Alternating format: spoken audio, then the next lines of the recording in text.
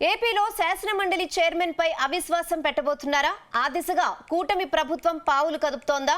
అసెంబ్లీలో తమ పవర్ చూపిస్తున్న కూటమి పార్టీలు మండలి వరకు వచ్చేసరికి డీలా పడుతున్నారా? అటు పార్టీ మారిన ఎమ్మెల్సీల విషయంలోనూ మండలి చైర్మన్ ఎటూ తేల్చలేకపోతుండటాన్ని ప్రభుత్వ పెద్దలు జీర్ణించుకోవడం లేదా? అందుకే మండలిలో చైర్మన్ కు చెక్ పెట్టాలని డిసైడ్ అయ్యారా? Let's watch this story.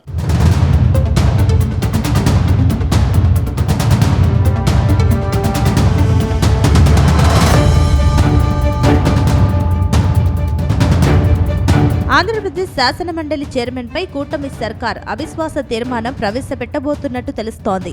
మండలి చైర్మన్ మోషన్ రాజు ఆ పదవి నుంచి తప్పించేందుకు కూటమి ప్రభుత్వం వేగంగా పావులు కదుపుతున్నట్టు సమాచారం. ప్రస్తుతం జరుగుతున్న సమావేశాల్లోనే ఆయనపై అవిశ్వాసం పెట్టేందుకు ముహూర్తం ఫిక్స్ చేసినట్లు తెలుస్తోంది. రాష్ట్రంలో కూటమి సర్కార్ అధికారంలోకి వచ్చి దాదాపు 2 ఏళ్లు అవుతోంది. ప్రస్తుతం అసెంబ్లీలో 165 మంది ఎమ్మెల్యేల మద్దతు ఉంది. అయినప్పటికీ మండలిలో మాత్రం వైసీపీ హవానే నడుస్తోంది. ఈ నేపథ్యంలో అవిశ్వాసం దిశగా ప్రభుత్వం వేగంగా పావులు కదుపుతున్నట్టు టాక్ వినిపిస్తోంది.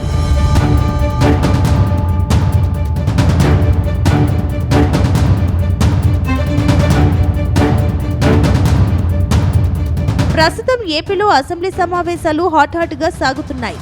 అసెంబ్లీలో అనేక అంశాలపై ప్రభుత్వం చర్చిస్తోంది. ఇటీవల తిరుమల లడ్డు వ్యవహారం, ఇతర అంశాలపైన ప్రభుత్వం ప్రతిపక్ష వైసీపీపై పై చేయి సాధించింది.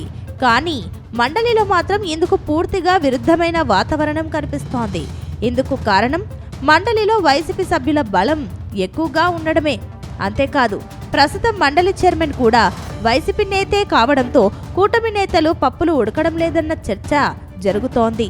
మరోవైపు కొన్ని రకాల బిల్లులకు అడ్డంకులు ఏర్పడుతున్నాయి. అలాగే వైసీపీతో పాటు శాసనమండలి పదవులకు రాజీనామా చేసిన ఎమ్మెల్సీల విషయంలో చైర్మన్ మోషన్ రాజు అడ్డంకిగా నిలుస్తున్నారు.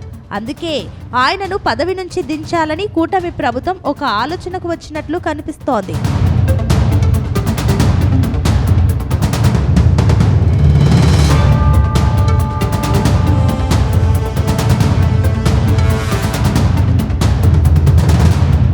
మొన్నటి ఎన్నికల వరకు శాసనమండలిలో వైసీపీ ఎమ్మెల్యేల బలం 38 మంది.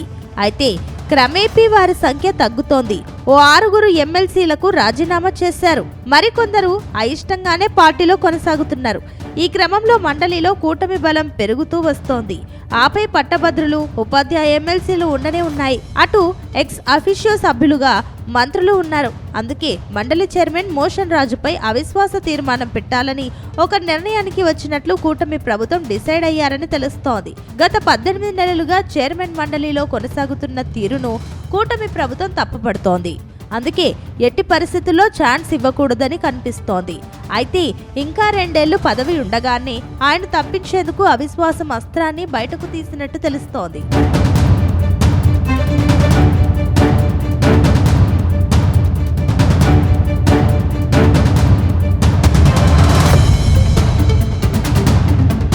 ఇక జగన్ ముఖ్యమంత్రిగా ఉండగా 2022లో మోషన్ రాజుకు ఎమ్మెల్సీ పదవి దక్కింది.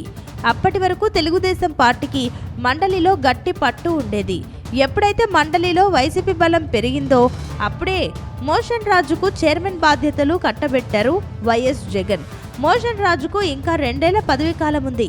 అయినప్పటికీ చైర్మన్ గా ఆయనను కూర్చోబెడితే రాజకీయంగా ఇబ్బందులు తప్పవని ప్రభుత్వం డిసైడ్ అయినట్టు తెలుస్తోంది. మరోవైపు వైసీపీకి కొందరు ఎమ్మెల్సీలు గుడ్ బై చెప్పారు. అయినప్పటికీ వారి రాజీనామాలను మండలి చైర్మన్ ఆమోదించడం లేదు. పైగా ప్రభుత్వాన్ని ఇరుకున పెట్టేలా వైసీపీకి సభలో ఎక్కువగా ఛాన్స్ ఇస్తున్నారని చర్చ జరుగుతోంది. అందుకే అవిశ్వాసం పెట్టి మోషన్ రాజును గద్దె దించాలన్న ఆలోచనలో కూటమి ప్రభుత్వం ఉన్నట్టు తెలుస్తోంది. ఇందుకోసం బడ్జెట్ సమావేశాలనే ముహూర్తంగా ఫిక్స్ చేసినట్లు సమాచారం. చూడాలి మరి ఏం జరుగుతుందో.